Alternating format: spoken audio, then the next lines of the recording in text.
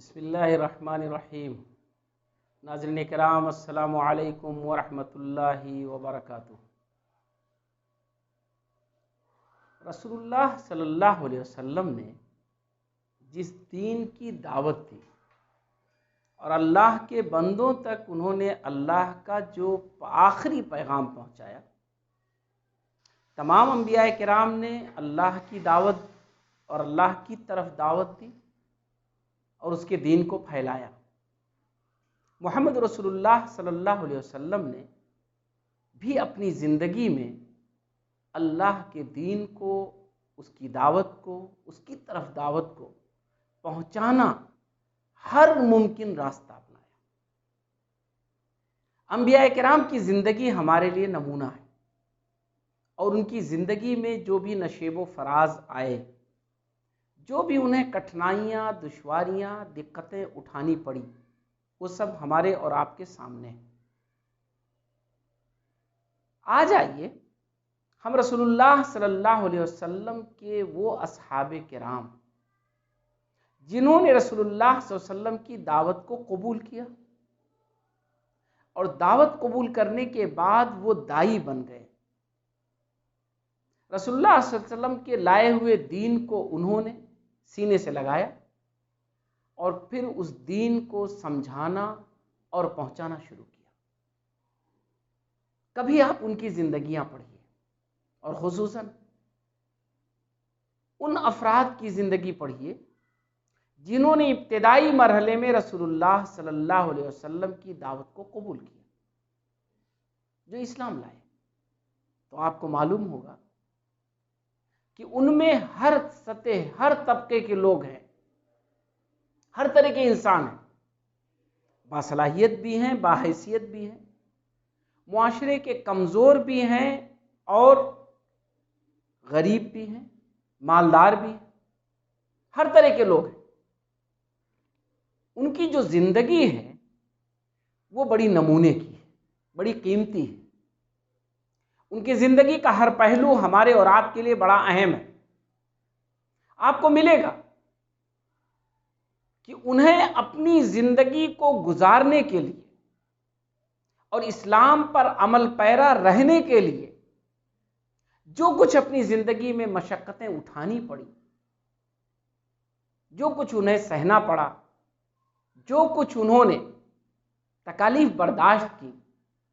وہ اس سے کہیں کم تھا جو انہیں اس دین کو قبول کرنے کی وجہ سے سہنا پڑا۔ دو طرح کی تکلیفیں ہوتی ہیں۔ آج ایک مسلمان ہے، وہ اس لیے نماز نہیں پڑھتا ہے کہ اس میں مشقت ہے، روزہ نہیں رکھتا ہے، بھوکا رہنا پڑے گا، زکوٰۃ دے گا تو اس کے پیسے کم ہو جائیں گے، یہ سب سوچ کر کے وہ ٹھہرا رہتا ہے۔ کسی کے کام اس لیے نہیں آتا ہے کہ اس کے لیے دوڑ بھاگ کرنی پڑے گی، کچھ تکلیف اٹھانی پڑے گی، اپنی زندگی میں مگن ہے، مسلمان ہے، اسلام کا نام لیوا اور اپنے آپ کو کلمہ گو سمجھتا ہے۔ وہ مشقت اس بات کو سمجھتا ہے کہ اسلام کی تعلیمات جو اس سے مطالبہ کرتی ہیں اسے پورا کرنے میں اسے بڑی تکلیف ہوتی ہے، اور وہ ٹھہرا رہتا ہے کہ اب تو کلمہ میں نے پڑھ لیا ہے اور زندگی گزار رہا ہے۔ ہاں، اسلام کے نام پہ جو تہوار ہوتے ہیں، جو عبادات ایسی ہوتی ہیں کہ رسم و رواج کی شکل ہوتی ہے، یا بہت ساری ایسی چیزیں جو اجتماعی ڈھانچے کے انداز میں ہوتی ہیں اور جس میں زیادہ پہلو غالب ہوتا ہے خوشی کا، تفریح کا، کھانے پینے کا، ملنے جلنے کا، اس میں وہ چاق و چوبند نظر آتا ہے۔ عید کے دن کوئی مسلمان سوتا ہوا نہیں ملے گا، اور عید الاضحیٰ میں اور چاق و چوبند رہتا ہے، اور پوری تیاری کے ساتھ وہ قربانی کرتا ہے اور اس کا گوشت عبادت سمجھ کر کھا لیتا ہے۔ لیکن وہی عید الاضحیٰ کے دن اور عید کے دن نماز پڑھنے کے لیے نہیں اٹھ پاتا ہے، کیونکہ اس میں مشقت ہے، تکلیف ہے۔ عید پڑھ کے آیا ہے، ابھی ظہر کی نماز جو آئے گی، عصر کی نماز آئے گی، اسے پڑھنے میں اسے بڑی تکلیف ہوتی ہے، بہت سستی کاہلی ہو جاتی ہے۔ آج تو مسلمان اس تکلیف کو برداشت کرنے میں بھی بہت ہی بیچارہ محسوس ہوتا ہے، مسکین لگتا ہے۔ صحابہ کرام نے اس تکلیف کو تو اتنا برداشت کیا کہ رسول اللہ صلی اللہ علیہ وسلم کو روکنا پڑا۔ مشہور واقعہ ہے کہ رسول اللہ صلی اللہ علیہ وسلم کے گھر ایک صحابی تشریف لائے، رات میں بہت جلدی اٹھ گئے۔ رسول اللہ صلی اللہ علیہ وسلم نے فرمایا کیا بات ہے؟ کہنے لگے کہ تہجد پڑھ لیں، وضو کر لیں، نماز پڑھیں۔ رسول اللہ صلی اللہ علیہ وسلم نے کہا نہیں، ابھی سو جاؤ، ابھی رات کا زیادہ حصہ باقی ہے، ابھی تم سو لو، تمہارے جسم کا تمہارے اوپر حق ہے۔ اس کے بعد پھر رسول اللہ صلی اللہ علیہ وسلم ہی نے ان کو اٹھایا، یا وہ بعد میں اٹھے اور رسول اللہ صلی اللہ علیہ وسلم نے کہا ٹھیک ہے اب وقت آ گیا ہے، اب پڑھ لو۔ تو رسول اللہ صلی اللہ علیہ وسلم کو منع کرنا پڑتا تھا، کیونکہ عبادات میں وہ بڑے چاق و چوبند تھے۔ خرچ کرنے پر آتے تھے تو اتنا خرچ انہیں اتنا خرچ کرنے کا جذبہ ہوتا تھا کہ رسول اللہ صلی اللہ علیہ وسلم کو فرمانا پڑتا تھا وَالثُّلُثُ كَثِيرٌ، کہ دیکھو 1/3 کی وصیت کرو اللہ کی راہ میں، اور یہ بھی 1/3 زیادہ ہے، 2/3 اپنے ورثہ کے لیے چھوڑ دو، ورنہ تو وہ چاہتے تھے سب کر دے، ختم بات، میرے پاس نہ کچھ رہے اور نہ کوئی بوجھ۔ تو وہ اللہ کے دین کو عمل میں لانے میں، اسلامی تعلیمات کو زندگی میں اپنانے میں کبھی مشقت نہیں محسوس کرتے تھے، کاہلی اور سستی نہیں ہوتی تھی، وہ خوشی خوشی اتنا کرتے تھے جتنا آج تصور کر کے بھی ہم کانپ جائیں گے۔ وہ ان کی زندگی میں عمل تھا، عملی زندگی ان کی اس انداز، اس رنگ کی تھی۔ ان کے لیے جو مشقت تھی وہ اس بات کی تھی کہ جب وہ خانہ کعبہ میں قرآن کی تلاوت کرتے تھے تو پھر ان پر پتھروں کی بارش شروع ہو جاتی تھی، لوگ گالیاں دینے لگتے تھے، الزامات، تانے، ستانا شروع کر دیتے تھے۔ بلال حبشی نے اپنے آقا کے حق میں کوئی جرم نہیں کیا تھا، پتھر رکھ کر ان کے سینے کے اوپر پتھر رکھ کر انہیں جو ستایا جا رہا تھا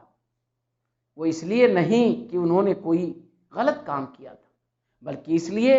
کہ انہوں نے اللہ کے دین کو قبول کیا تھا، اور قبول کر کے وہ اس کا ماڈل بن گئے تھے، نمونہ بن گئے تھے۔ وہ اللہ کے دین کو سمجھتے تھے اور سمجھاتے تھے۔ اللہ کے دین کو کیوں انہوں نے قبول کیا؟ ایک زندگی ان کی تھی، اچھی خاصی زندگی تھی، اسے انہوں نے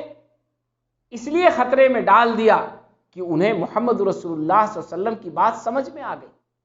انہیں لگا کہ یہ دین تو میری زندگی کا حصہ بننا چاہیے، میری زندگی اس پر قربان ہو جانی چاہیے، اور پھر انہوں نے وہ ساری مشقتیں برداشت کی اور اسے آسان سمجھا جو دین کی نعمت انہیں مل گئی تھی اور جو دین کا تحفہ انہیں مل گیا تھا۔ تمام صحابہ کرام ان کی زندگیاں، وہ صحابہ کرام بھی جو سرداران مکہ کے گھر کے رہنے والے تھے، جن کی طرف عرب نگاہیں بھی اٹھاتے تھے تو تعظیم کے ساتھ، اور اگر وہ نکل جاتے تھے تو ہر کوئی ان کا استقبال کرتا تھا، وہ بھی جب رسول اللہ صلی اللہ علیہ وسلم کی دعوت کو انہوں نے قبول کیا تو گھر اور خاندان تو ان کا دشمن بنا ہی بنا، مکہ اور عرب بھی ان کا دشمن بن گیا، ان کے کاروبار کا دشمن، ان کی زندگی اور سماج اور معاشرت کا دشمن بن گیا۔ کبھی کبھی بیوی بچے بھائی بہن دشمن بن گئے، ماں باپ دشمن بن گئے، بیٹا دشمن بن گیا، لیکن اس تکلیف کو، اس مشقت کو انہوں نے بڑی خندہ پیشانی سے نہ صرف برداشت کیا بلکہ اپنی دعوت کو انہوں نے اپنے سینے سے لگاتے ہوئے اس دعوت کی جو قدر و قیمت ان کے دل و دماغ میں تھی اس کا احساس بھی دوسروں کو انہوں نے منتقل کر دیا۔ لوگ متاثر ہو گئے کہ آخر یہ ان کے دل میں کون سی وہ چاشنی ہے، کون سا وہ مشروب ہے جس کی وجہ سے یہ اس میں مست ہیں اور انہیں کچھ بھی پرواہ نہیں۔ تو صحابہ کرام کی زندگی کو اگر دیکھا جائے اور پڑھنا چاہیے، ہمیں لازمی طور پر پڑھنا چاہیے، کیونکہ ہمارا جو کچھ دائرہ ہوگا، ہماری جو کچھ زندگی ہوگی، وہ کسی نہ کسی صحابی کے زندگی سے ٹچ کر جائے گی۔ ہم غریب ہوں گے تو مثال مل جائے گی، امیر ہوں گے تو مثال مل جائے گی، پڑھے لکھے ہوں گے تو بھی مثال مل جائے گی، سردار ہوں گے، ذہین ہوں گے تو بھی مثال مل جائے گی۔ یہ ساری مثالیں بکھری پڑی ہوئی ہیں صحابہ کرام کی زندگی میں، اور وہ تمام کے تمام صحابہ کرام جو رسول اللہ صلی اللہ علیہ وسلم کی زندگی میں ابتدائی مرحلے میں تھے، وہ تمام کے تمام آبائی طور پر مسلمان نہیں تھے، ایک بھی ان میں سے آبائی مسلمان نہیں تھا، اہل کتاب بھی نہیں تھے کہ ہاں وہ اہل کتاب رہے ہوں، پہلے سے ان کا ایمان ایک نبی پر تھا اور آج دوسرے نبی کو انہوں نے مان لیا تو کوئی بڑی بات نہیں۔ یہ تو نہ کتاب جانتے تھے نہ صاحب کتاب کو جانتے تھے، اللہ کا ایک دھندلا تصور تھا اور شرک ان کی گھٹی میں بسا ہوا تھا۔ ایسی صورت میں انہوں نے رسول اللہ صلی اللہ علیہ وسلم کی دعوت کو سوچ سمجھ کر قبول کیا تھا، اسے جانچ کر اور پرکھ کر قبول کیا تھا، اس کی سچائی کو جانتے ہوئے اسے سچ مانا تھا، کریدا تھا، اسے ٹکرائے تھے، وہ رسول اللہ صلی اللہ علیہ وسلم کو ستا کر پھر رسول اللہ صلی اللہ علیہ وسلم پر ایمان لائے تھے۔ اپنے ہی ساتھی کو، اپنے ہی دوست کو خوب ستایا، اور جب سمجھ میں آ گئی بات تو پھر وہ ایمان لے آئے۔ یہ صحابہ کرام کی زندگی کا جو عملی کردار ہے، ہمارے اور آپ کے سامنے رہنی چاہیے۔ ہم دین کی تعلیمات پر عمل کرنے میں مشقت محسوس کرتے ہیں، اور صحابہ کرام دین کی خاطر مشقت کو خوشی خوشی برداشت کر لیتے تھے، خوشی خوشی برداشت کرتے تھے۔ کیوں؟ کیونکہ انہیں یقین تھا، یقین کی بنیاد پر وہ ایمان لائے تھے، اور ایمان ان کے دل و دماغ میں اپنا گھر بنا چکا تھا، اس کی چاشنی اور اس کی خوشبو سے ان کا دل و دماغ معطر تھا۔ اس لیے کبھی کسی صحابی کے ذہن میں یہ نہیں آیا کہ یہ مشقت تو بڑی گہری ہے، یہ ہمیں جو کھائی نظر آ رہا ہے یہ تو بڑا گہرا ہے، ہمیں پیچھے ہٹ جانا چاہیے، ایمان کو چھوڑ دینا چاہیے، اس سے ہٹ کر کے ہم اپنی زندگی کو اچھا بنا سکتے ہیں، اس لیے اس مصیبت میں ہمیں نہیں رہنا ہے اور ہم واپس جا رہے ہیں۔ کوئی ایک بھی ایسا نہیں ہوا کہ جس نے یہ کہا ہو، ایسا کیا ہو اور اس کی مثال پیش کی۔ یقین جانیے، ایمان انسان کے دل میں جب اتر جاتا ہے اور ایمان کی حقیقت جب اس سے وہ آشنا ہو جاتا ہے اور اس کی حلاوت جب اسے مل جاتی ہے، تو پھر ایسی صورت میں وہ پہاڑ جیسا طاقت اور